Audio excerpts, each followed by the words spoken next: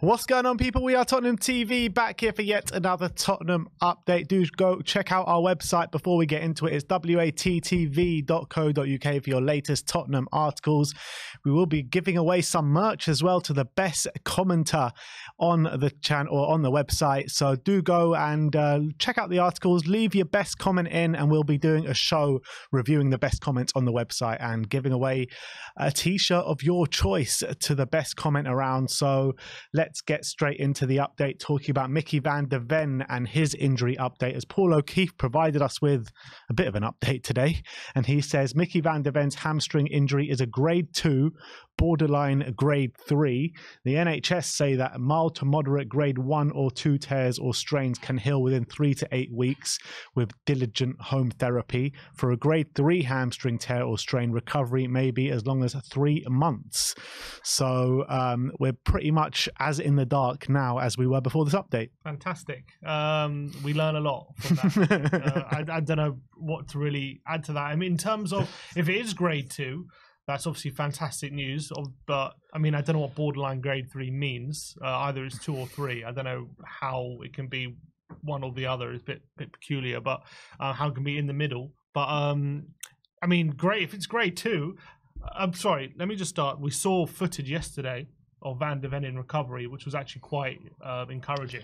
It's weird because, like, any sort of picture you see around him, there's no sort of anything like to suggest he has an injury. Yeah, no strapping, no crutches. Obviously, they released a video which then Tottenham deleted of him in recovery as well. Seems to be doing, getting straight back into doing the exercises already. So that's promising. If it is a grade 2, obviously we've got no official confirmation how bad the injury is, apart from Ange saying we're unlikely to see him until the new year. But had he had his scan before Ange said that, or was Ange just guessing based on what he saw? We don't really know. We've had no official confirmation from the club. Technically, if it's a grade 2 and it's not that bad, he could be back for Villa. But I don't want to get too excited and too ahead of myself.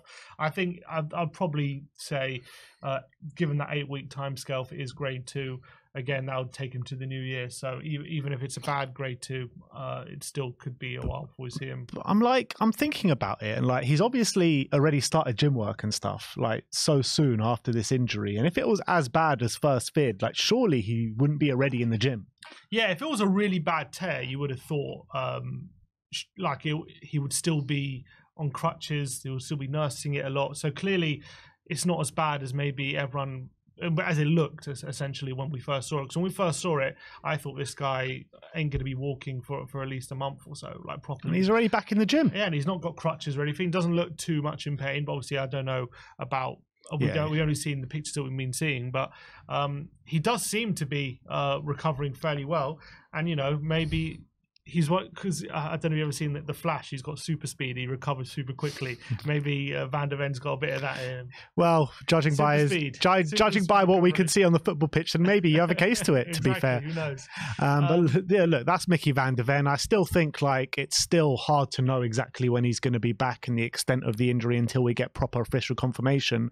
But I feel like with the pictures that we're seeing and everything around that, it does seem fairly positive, doesn't it? And have we had even confirmation that has been torn, his hamstring? No, we haven't had confirmation. Anything. It could be just a really bad strain, and if that's the case, then it would be a lot quicker than a tear. So we'll have to wait and see. And I don't know if they will give us an official update or not, but on a time frame. But in terms of the images we're seeing, the videos we're seeing, it does seem to be a lot better situation than first anticipated. Yeah, seems that way. So let's hope he's going to be back sooner rather than later. Let's talk about Destiny Udogi's agent as he explained the decision for Tottenham defender to withdraw from the Italy squad. These are quotes from the agent. He says, unfortunately, in the match against Sheffield United at home, Destiny had a flexor problem. Tottenham did everything they could to get him back for the Chelsea game, which was a poor match. He played 60 minutes before being sent off.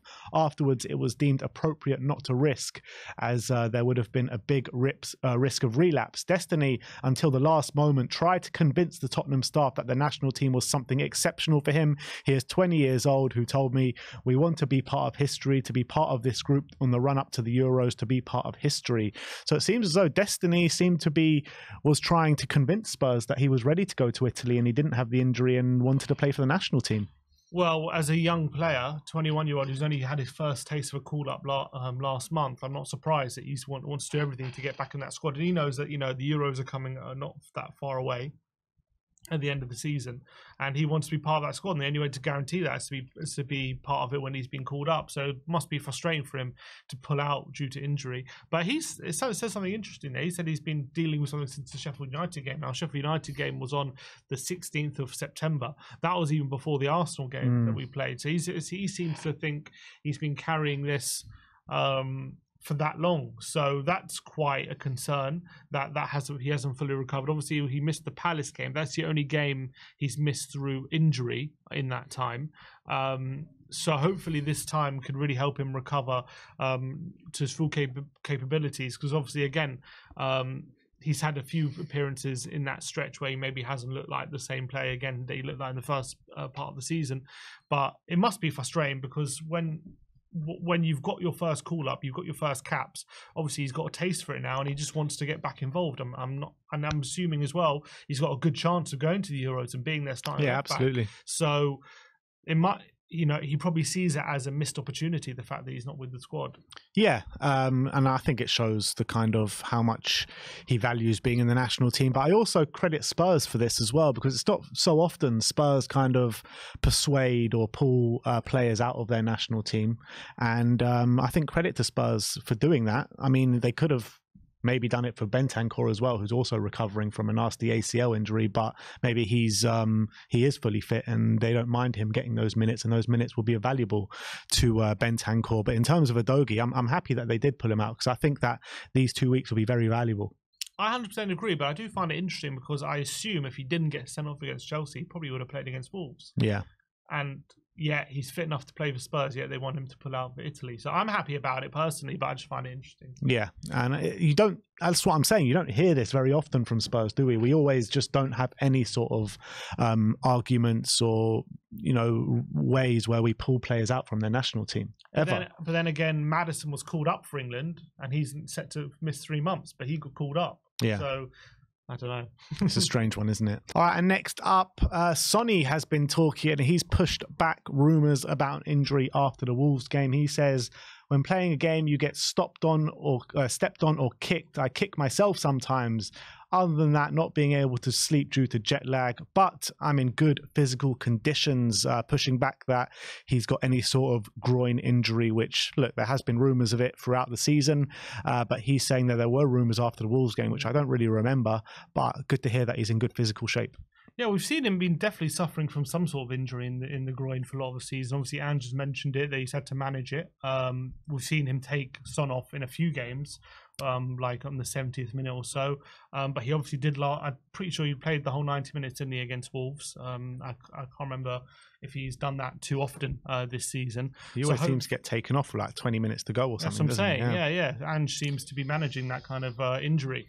I'm trying to look. He's actually, to be fair, the last 3 games he's played 90 minutes. So hopefully those are signs that he's definitely over that injury. And he said himself he's in good physical condition. Let's just hope he can get some sleep. Yeah, let's hope so.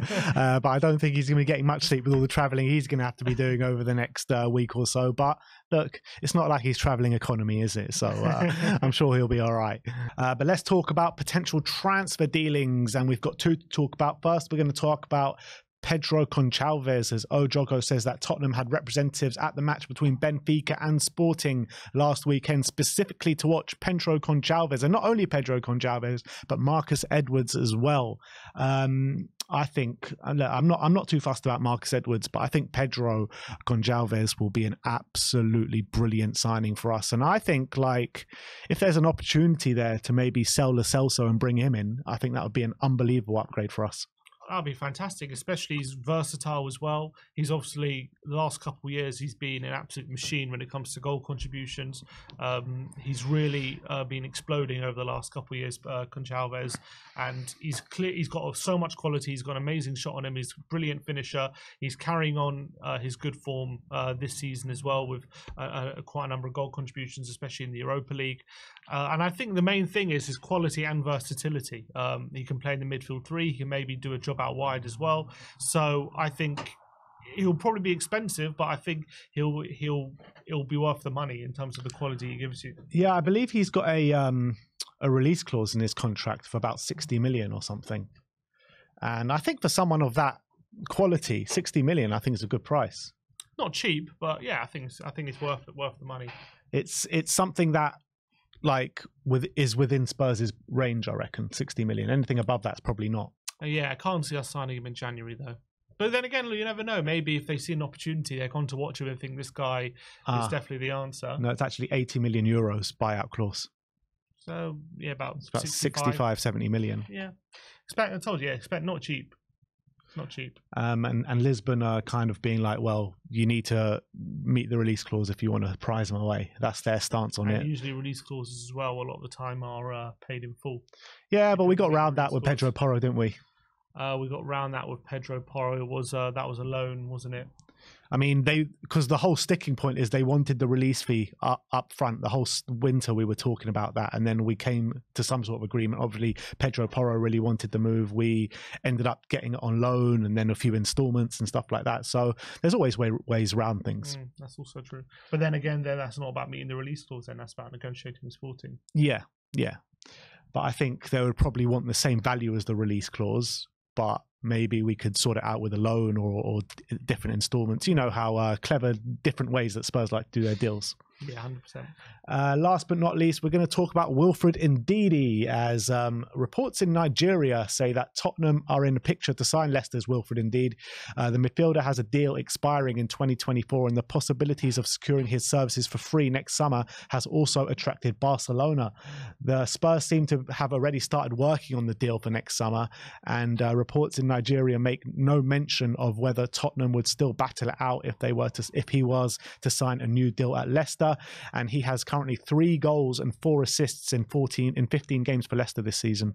So maybe he's getting back to his best, but obviously last couple of years, even last season, obviously he was really bad when the season Leicester got relegated. The season before that, he also maybe wasn't as good as he was when he first joined Leicester. When he first joined Leicester, obviously he was replacing Kante, and everyone was, waxing lyrical about what a good replacement he was. And he had a good few years. I do think he's been a bit off the boil for a while. So whether he's a player that how old did you say he was? 26. 26. Okay, so he's not old.